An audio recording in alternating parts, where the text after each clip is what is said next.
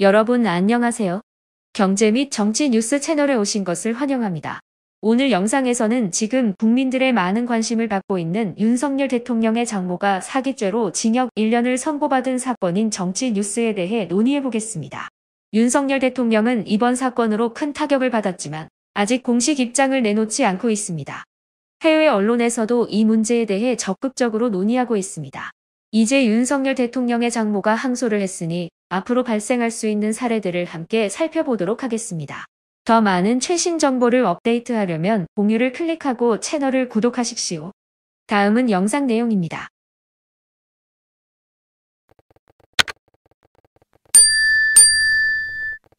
통장 잔고 증명서 위조 혐의로 항소심에서 징역 1년을 선고받은 윤석열 대통령의 장모 최은순 씨가 법원의 판단에 불복해 대법원의 추가 판결을 받기로 했습니다. 지난 24일 법조계에 따르면 이날 개인 문서 위조, 서류 위조 및 부동산법 위반 혐의로 받은 최은순 씨가 대법원에 항소를 제기했습니다. 기소장에 따르면 2013년 4월부터 10월까지 최은순 씨는 경기도 성남시 동천동의 땅 거래 중 구매자를 속이기 위해 연인과 함께 은행에 347억 원을 입금하도록 한 계좌 잔액 증명서를 위조한 것으로 기소되었습니다. 이전 21일 서울고법 이성균 부장판사는 최은순의 항소를 기각하고 최은순을 구속 판결했습니다. 이때 법원은 피고인은 지시하여 관련 인물과 회사가 피고인의 의지에 따라 이용되었으며 그 결과적으로 피고인의 법과 규정을 준수하지 않고 자신의 이익을 얻기 위해 피고인의 자체 처분에 의한 결과로 이어질 가능성이 우려됩니다. 라고 밝혔습니다. 또한 법원은 최은순이 왜 구속되었는지 설명하며 피고인은 고등법원 공판에서 자기 방어권을 보장받았습니다. 그러나 우리는 재범위험과 피고인이 도주할 가능성을 인지했습니다. 고 말했습니다. 판결을 받은 최 여사는 그들이 무슨 말하는지 모르겠다. 그것이 정말 불공평하다. 저는 결코 불법적인 수단으로 돈을 벌고 악의적인 의도가 없습니다. 라고 말했습니다. 특히 여사는 크게 소리치며 하느님 앞에서 약을 먹고 죽을 것이라고 말했습니다. 결국 최은순 씨는 기자들의 목격담에 법정 밖으로 끌려갔습니다. 범죄 행위를 인정하는 동시에 최 여사는 위조 문서 작성과 부동산 정보공개법 위반과 관련된 비난을 거부했습니다. 여론은 윤석열 대통령의 장모인 최은순 여사가 사기와 은행 계좌 위조로 일시적으로 구류되었다는 정보에 놀라워했습니다. 이로 인해 민주당은 대통령이 대통령실로부터 철저한 진술을 공개하고 계속해서 비난해야 한다고 주장했습니다. 민주당은 윤석열 대통령이 10원짜리 선거 캠페인을 지휘한 적이 없다며 국민을 속이고 거짓말을 한 것이라고 생각합니다. 그들은 이제 대통령이 사기꾼이 되어 거짓말로 국민을 속이고 있다고 비난하고 있습니다. 게다가 법률 위반 사실이 명백히 드러남에도 불구하고 대통령은 여전히 완강하게 부인하고 있어서 사람들이 분노하고 실망하고 있습니다. 2021년 5월에 검사총장직을 떠난 직후 윤석열 대통령은 장모님이 사기 피해 단 한 적이 있어도 남에게 10월 한 장 피해 준 적은 없다라고 말한 바 있습니다. 이 발언은 대중에게 공개된 발언은 아닙니다.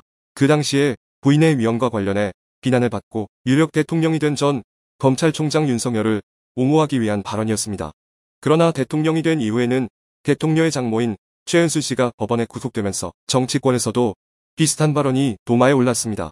더불어민주당 대변인은 윤 대통령에 대해 대선 기간에 최은순 여사에 대해 10월 한 장 피해 준 적은 없다라고 말했습니다. 더불어민주당은 대통령이 거짓말로 국민을 속였다고 주장했습니다. 김근희 여사는 윤석열이 대통령이 된 후 첫 부인이 되었습니다. 그러나 김 여사도 가족에 대한 비난과 의심을 피하지 못했습니다. 민주당은 만약권리기금 또는 특권기금이라는 것이 있다면 대통령의 가족들이 그 중심에 위치할 것이라며 김근희 여사의 가족을 중심으로 한 구폐사안 정화가 이제부터 시작될 것이라고 주장했습니다. 대통령실과 청와대는 아직 공식적인 위치를 발표하지 않았지만 일부 당 지도자들은 억울하게 구금되었다고 아쉬움을 표명했습니다. 그들은 이 구금은 가족들을 속인 사기 사건으로 인해 피해를 입힌 것이며 가족들이 구금되어 그들을 불행하게 만들었다고 주장했습니다.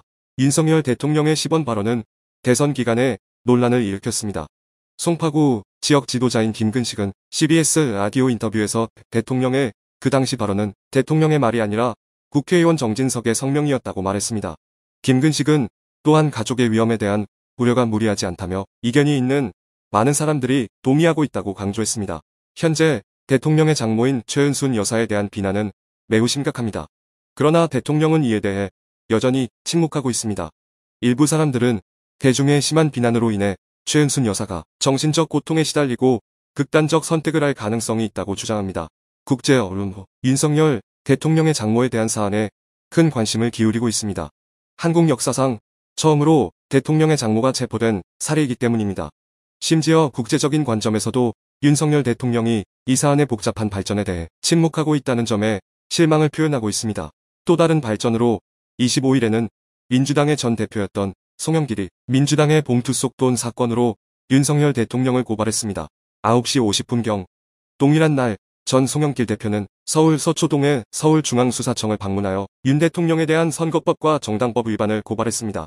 송영길은 윤 대통령이 특별검사의 금액을 이용하여 총사령관 직무를 맡은 동안 선거 전 지출로 사용하였으며 그의 부인의 손녀 사건과 김건희 부인과 관련된 동영상의 가치 평가 사안과 관련하여 오보 정보를 유포하였다고 고발했습니다. 송영길은 윤 대통령은 국가 예산의 명목으로 수조원 단위의 비공식적인 지출을 했지만 실제로는 영수증 없는 뇌물금으로 사용했다며 이 돈을 검찰청 운영에 사용하는 대신 이전 선거 캠페인 지출로 사용했다는 사실이 의심스럽다라고 말했습니다.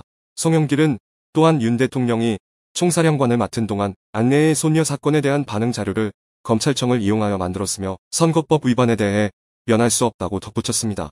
송영길은 윤석열이 대통령으로서의 특권이 있을지라도 조사는 계속되어야 한다며 대통령의 위반 행위에 대한 엄정한 조사도 헌법 원칙에 따라 수행되어야 한다고 덧붙였습니다.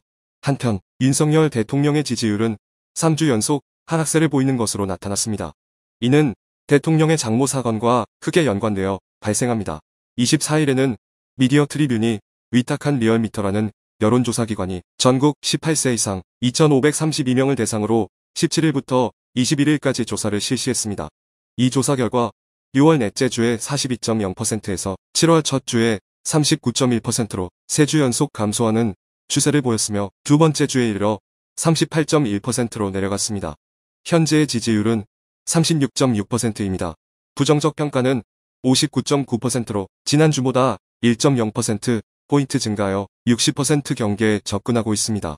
또한 같은 기간 동안 55.1%, 58.0%, 58.9% 그리고 59.9%로 3주 연속 증가하는 추세를 보여주었습니다. 지난주에는 대통령의 지지율이 가장 크게 하락한 시점에 윤 대통령의 장모가 잔액 조작 혐의로 법정에 구속되었습니다.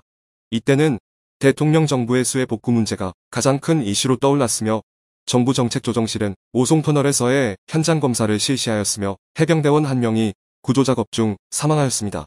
21일 윤 대통령의 지지율이 가장 크게 하락한 날에 윤 대통령의 장모가 잔액 조작으로 부당행위에 대한 항소로 법정에서 체포되었습니다.